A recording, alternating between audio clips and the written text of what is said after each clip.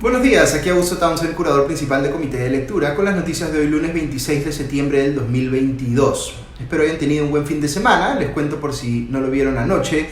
Hubo un debate oficial organizado por el Jurado Nacional de Elecciones entre los candidatos a la alcaldía de Lima. Creo que las expectativas respecto de que algún candidato pudiese sorprender positivamente en dicho debate eran muy bajas, y en efecto fue un intercambio que no dejó prácticamente nada por el lado positivo. Sí, lamentablemente por el lado negativo, pues hubo varios incidentes, el más notorio de ellos el reclamo airado del todavía puntero en las encuestas Daniel Urresti de Podemos Perú, ante la pregunta de la moderadora Josefina Townsend sobre quién quedaría en el mando de la municipalidad en un escenario, digamos, en el que tanto Urresti como su teniente alcalde José Luna Morales vayan presos como resultado de los procesos penales que se les siguen. También hubo varios minutos dedicados a la denuncia periodística contra Gonzalo Alegría, candidato de Juntos por el Perú, por haber presuntamente abusado psicológica, física y hasta sexualmente de su hijo.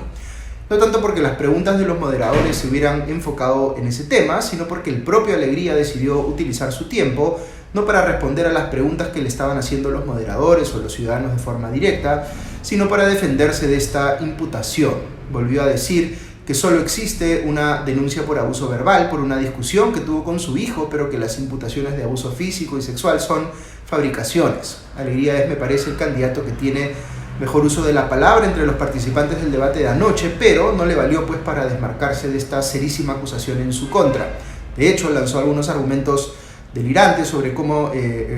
como tratando de dar a entender que había un vínculo entre su hijo y las empresas que administran los peajes en Lima, que según Alegría son quienes están detrás de esta denuncia en su contra, porque su hijo tiene nacionalidad española y una de las empresas también. Yo no puedo aseverar pues exactamente qué fue lo que ocurrió en este caso que motiva esta denuncia contra Alegría, pero sí puedo decir que ese argumento de defensa supera pues el límite de lo ridículo. Dicho sea de paso, el partido que lo postula a la alcaldía de Lima, Juntos por el Perú, sacó un comunicado diciendo que, abro comillas, exhortamos a los órganos judiciales a investigar y sancionar en el marco del debido proceso a todos los candidatos con deudas millonarias pendientes de pagar al Estado, denunciados por hechos de diversa índole y procesados por corrupción y violación, entre otros, cierro comillas. Fíjense que no encara este comunicado directamente en la denuncia serísima contra su propio candidato y pretende más bien diluirla, generando pues la sensación de que hay varios candidatos con denuncias, empezando además por lo que parece ser una alusión expresa a Rafael López Aliaga de Renovación Popular.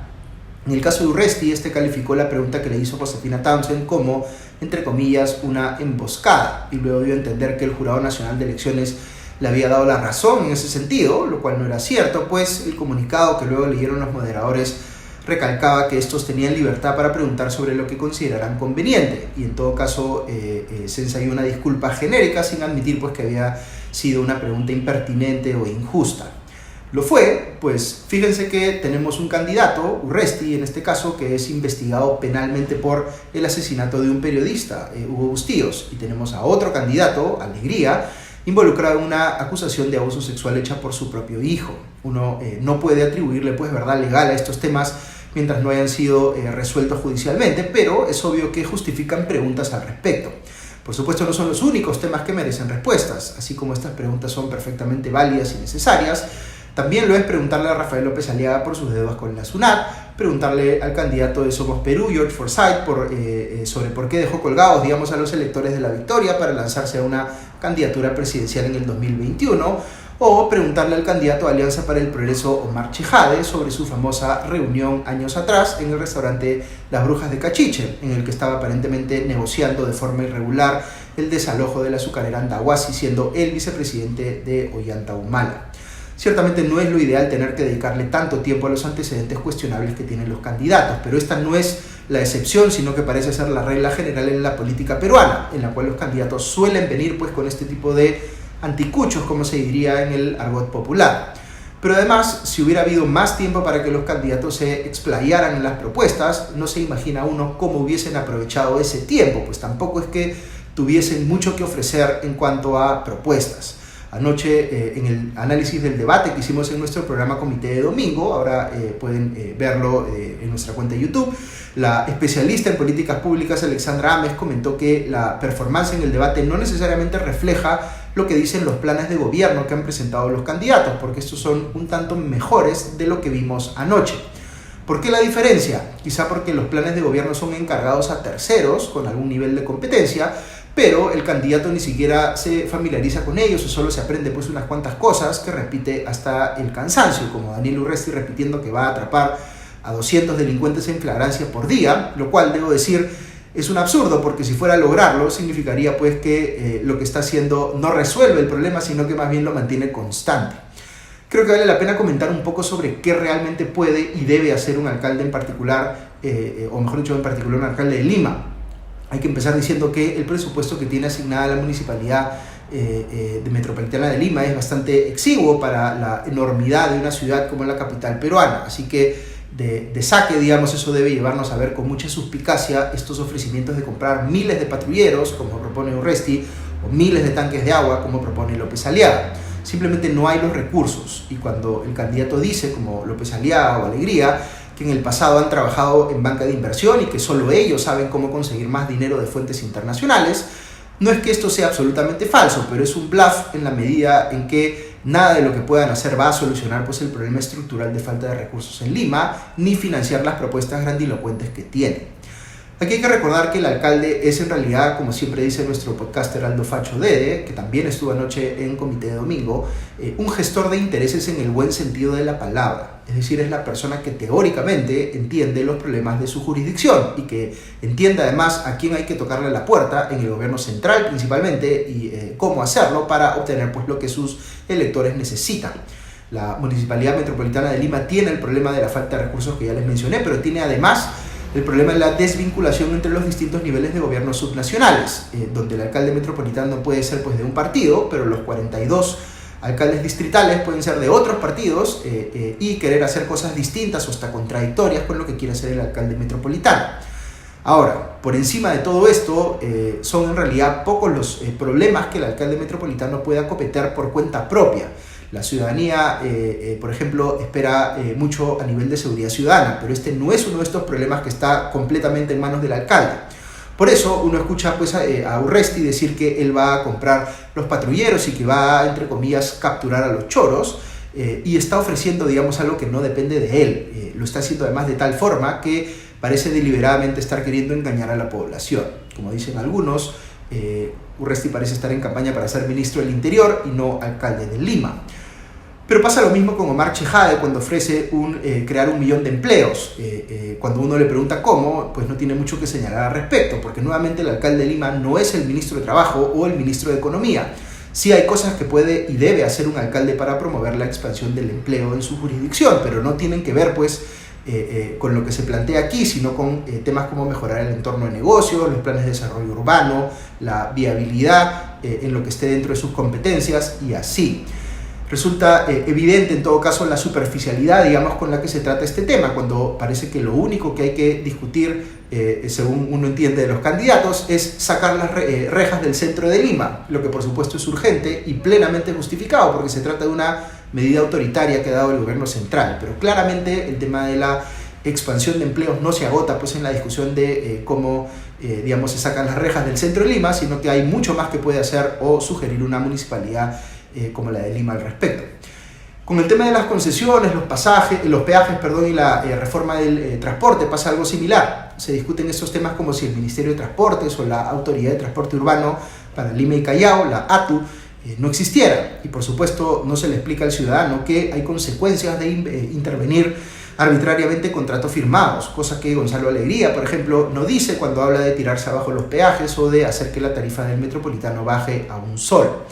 Ya ni que les digo de temas como la disminución de la contaminación atmosférica en la capital, que también es un tema que depende de varias entidades del Estado, pero en el que uno esperaría que los candidatos a alcaldes de Lima tengan pues una posición. Ayer escuché apenas una que otra referencia al chatarreo de vehículos, pero nada que me hubiese llevado pues a pensar que han meditado seriamente en este tema. Como tampoco lo han hecho, y esto para mí es lo más crucial de todo, sobre el problema del agua. Nuevamente, tampoco es algo que depende exclusiva ni principalmente de la Municipalidad Metropolitana de Lima, pero es un asunto tan serio en torno al cual pues, uno no ve entendimiento siquiera superficial o propuestas razonables, digamos, que termina siendo tan decepcionante. Apenas se escuchan cosas como Rafael López Aliaga diciendo que va a comprar miles de tanques y bombas, cuando esto, si acaso pudiera hacerse, es solo un parche para un problema que principalmente es de ausencia de planificación urbana, en una ciudad en la que, es en la práctica una de las urbes más grandes del mundo en un desierto. En fin, ¿por qué pasa todo esto? Yo ensayaría la siguiente explicación. Ser alcalde es un oficio que requiere una vocación especial, que no es la misma que la que requiere pues quien quiere ser, digamos, ministro, congresista o presidente de la República. Pero lo que ocurre aquí es que muchos políticos, para mantenerse vigentes, se lanzan a una alcaldía municipal para hacer tiempo con un sueldo público, si acaso logran salir elegidos, antes de dar pues su siguiente paso político. No se trata en la mayoría de casos de personas a quienes realmente le duelen, por decirlo de alguna manera, los problemas de una ciudad o de un distrito. Hacen como que les duelen mientras están concentrados en ganar esa elección y luego se olvidan porque la lógica ya no es satisfacer a los electores cumpliendo las promesas que ofrecieron, sino pensar más bien en la siguiente elección y en los votos que tienen que conseguir para ella, cuando renuncien pues a esa alcaldía para postular, digamos, a la presidencia de la República. Piensen ustedes en cuántos de los candidatos que vieron ayer han hecho pues carrera previa en el gobierno, en gobiernos subnacionales, empezando como regidores, por ejemplo. Son muy pocos. Si esa fuera la realidad, en la mayoría de casos uno como elector podría ver pues el desarrollo político de estas personas, lo que defendieron y lo que promovieron en su trayectoria previa en gobiernos subnacionales, y podría por tanto uno tener mejor evidencia de cuán comprometidos están en realidad con los problemas que dicen que quieren solucionar y que requieren pues de una gestión territorial. Un candidato a la alcaldía de Lima te tiene que transmitir que realmente quiere a la ciudad, que conoce todos sus rincones, que la aprecia en su diversidad, que le duelen los problemas que enfrentan sus ciudadanos, que si pudiera elegir no viviría en algún otro sitio que no fuese esta ciudad. ¿Ustedes sienten eso de alguno de los candidatos? Pues yo no. Y sin embargo, sí lo siento de gente extraordinaria que trabaja por la ciudad desde otros espacios de la sociedad civil, con quienes puedo tener coincidencias o discrepancias en cuanto a sus ideas políticas, pero sé que han dedicado su vida a la ciudad y que viven apasionados de ella, con todos sus problemas y oportunidades. La gran tragedia aquí es que esas personas a las que me acabo de referir no estuvieron ayer en el debate municipal y dejaron pues esos espacios libres para otras personas que quieren más a sus carreras políticas en algún otro cargo que a la ciudad. Muchas veces cuando pensamos en la crisis política pensamos en el Congreso y en el gobierno central, pero aquí debemos hablar también de la crisis de la vocación de servicio público, esa vocación que empieza a manifestarse muchas veces en los ciudadanos y ciudadanas que entran a la función pública desde los niveles más bajos del organigrama estatal y van subiendo y haciendo carrera a punta de mérito, esfuerzo y compromiso. O los políticos jóvenes que deciden asumir un rol de liderazgo en su comunidad y se incorporan a organizaciones barriales o deciden militar en algún partido político para postular de regidores y así lograr pequeños cambios para sus distritos. Lo que tenemos en el Perú son muchísimas personas que se ven al espejo y se creen de sobra competentes para ejercer los cargos políticos de mayor responsabilidad y no quieren pasar por ningún proceso de aprendizaje, sino aparecer directo en el partidor para cualquiera de esos cargos. No debe sorprender entonces que nuestra política sea esencialmente una competencia de improvisados, que los partidos políticos no tengan visiones de cambio a nivel distrito, provincia, región o país, y que solo alquilen técnicos cada vez que se acerca una elección para preparar un plan de gobierno que el candidato ni siquiera lee. Así, lamentablemente, no vamos pues a ningún lado. Menciono algunas otras noticias más para cerrar el podcast de esta mañana. Este fin de semana el medio de investigación Centro Liber difundió un informe en el que da cuenta de que en un vuelo del avión presidencial que partió hacia Chiclayo el pasado 23 de junio aparecía registrado como uno de los pasajeros una persona de nombre Lai Vázquez Castillo, que el medio señala pues que parece bastante similar este nombre al de Fray Vázquez Castillo. Junto a este nombre aparece un número de DNI que no figura en el RENIEC. El Centro Liber consiguió esta información con un pedido de acceso de información pública que hizo directamente a la Fuerza Aérea del Perú y esta tuvo que responder porque está obligada a hacerlo. Es por supuesto bien sospechoso que aparezca ese nombre tan similar al de Fray Vázquez Castillo, además con un DNI que no existe. Lo que debería ocurrir ahora es que se busque la versión de los otros nombres consignados en ese registro para que diga pues quién fue esta persona con la que viajaron. El presidente Castillo salió a responder en Twitter que es, entre comillas, una patraña, que haya sido su sobrino Fray, pero tampoco aclara quién fue o en todo caso por qué aparece pues un DNI falso en el registro. Solo dice que el documento, entre comillas, ha sido manipulado. Y el viernes pasado por la noche el gobierno de Pedro Castillo hizo 2 cambios más en el gabinete ministerial, con lo cual ya van 72 ministros en poco más de un año de gobierno. Movió a Richard Tineo, que estaba en la cartera de defensa a la de transportes y comunicaciones, en reemplazo del censurado Gainer Alvarado, y puso más bien en defensa a Daniel Hugo Barragán. ¿Qué se sabe sobre este último personaje? Pues que es un oficial en retiro de la FAP, licenciado en Ciencias de Administración Aeroespacial. Pero sin duda lo más llamativo es que fue candidato a la segunda vicepresidencia en una plancha presidencial que encabezaba Antauro Humala, postulación a la que finalmente, Antauro fue excluido. Curiosamente, antes fue Barragán también candidato de Solidaridad Nacional en la época de Luis Castañeda Locio, lo que muestra pues cómo se puede migrar entre tiendas políticas tan distintas en un sistema político como el peruano. Pero sin duda estamos hablando aquí de un caso que genera bastante suspicacia y preocupación, ciertamente, por la posibilidad de que el nuevo ministro de Defensa sea alguien con algún vínculo a Antauro Humala y su proyecto político. Ok, eso es todo por ahora, que estén muy bien y ya nos escuchamos pronto. Adiós.